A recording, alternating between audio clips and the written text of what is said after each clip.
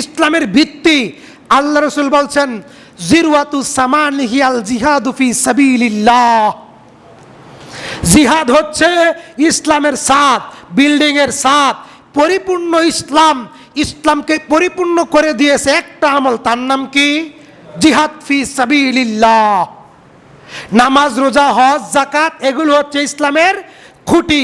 জিহাদ হচ্ছে ইসলামের ছাদ, জিহাদ হচ্ছে ইসলামের ছাদ।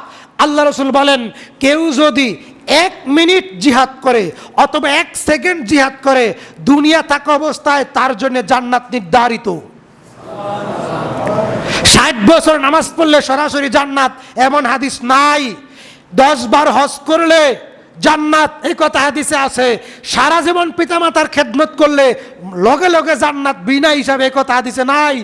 পৃথিবী পরিপূর্ণ দান করে দিলেন, মরলেই জান্নাত, মরার আগেই জান্নাত এই কথা হাদিসে নাই। কেবলমাত্র জিহাদে গেলেই জান্নাত, জিহাদ করলেই জান্নাত, যদি সেটা 1 সেকেন্ড সমপরিমাণ হয়। মুহাম্মদ সাল্লাল্লাহু আলাইহি ওয়াসাল্লাম বলেন লা গাদওয়াতুন ফি সাবিলিল্লাহ আও রাওহাতুন ফি সাবিলিল্লাহ খায়রুম মিনাদ দুনিয়া ওয়া মা ফিহা। আসমান জমিন সৃষ্টি জগৎ মিজানের এক পাল্লায়।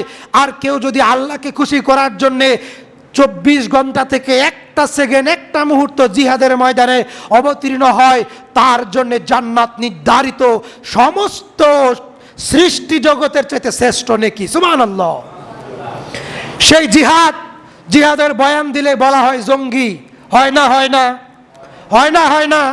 রাসূল সাল্লাল্লাহু আলাইহি ওয়াসাল্লাম বলছেন আমার উম্মতের একটা দল সর্বদা হকের উপরে থাকবে, তারা জিহাদ করবে।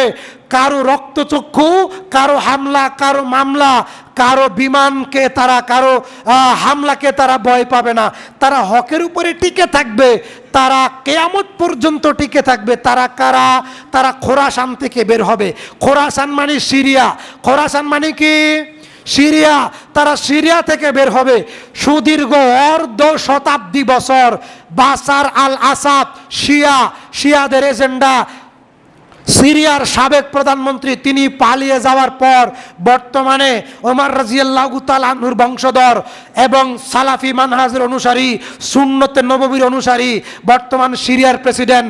আজকে 4 দিন যাবৎ সিরিয়ায় নতুন করে সংগ্রাম, নতুন করে জিহাদ ফি সাবিলিল্লাহ, নতুন করে এই জমিনে তাওহীদ প্রতিষ্ঠার ডাক এসেছে। এই তারাই কালো পতাকা বাহিনী, তারাই হকের উপরে আছে। এই বাহিনীর হেডকোয়ার্টার হবে আল গুতা।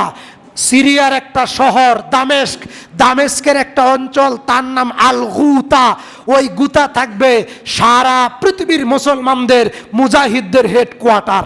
বাংলাদেশের সেনাবাহিনীদের হেডকোয়ার্টার যেমন ক্যান্টনমেন্ট, সারা পৃথিবীর মুসলিম মুজাহিদদের হেডকোয়ার্টার থাকবে সিরিয়ার দামেস্কের আল গুতা। ওইখান থেকেই সারা পৃথিবীর মুসলিমদের মুজাহিদ বাহিনী পরিচালিত হবে। সেই জিহাদ, এই জিহাদ যেটা ইসরায়েল ইহুদিদের বিরুদ্ধে, রাফেজি শিয়াদের বিরুদ্ধে আজকে 4 দিন যাবৎ চলমান, এটাই সত্যিকারের জিহাদ। আফগানের তালেবানের জিহাদ, হামাসের জিহাদ সত্যিকারের জিহাদ নয়। এটাই হাদিসে বর্ণিত সেই জিহাদ, যেই জিহাদের কথা আল্লাহ নবী সাল্লাল্লাহু আলাইহি ওয়াসাল্লাম বলছেন তারাই বিজয়ী থাকবে, তারাই হকের উপরে আছে।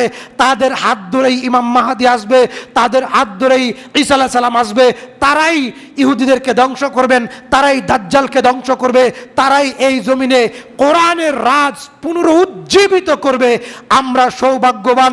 আল্লাহ রাসূল সাল্লাল্লাহু আলাইহি ওয়াসাল্লাম বলছেন বরফের পাহাড়, কাঁটাযুক্ত রাস্তা, হামাগুড়ি দিয়ে হলেও তাদের সাথে শামিল হবে।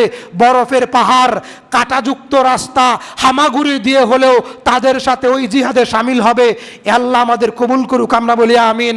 রাসূল সাল্লাল্লাহু আলাইহি ওয়াসাল্লাম বলছেন ওয়া ইয়াকা ওয়াল ফিরারা মিনাজ যাহাবি ওয়া ইন হালাকান নাস। জিহাদের ময়দান থেকে পলায়ন করবে না যদি সমস্ত মানুষ সেখানে মরেও যায়। আজকের জুমার আলোচ্য বিষয়ে আপনাদের সামনে 6টা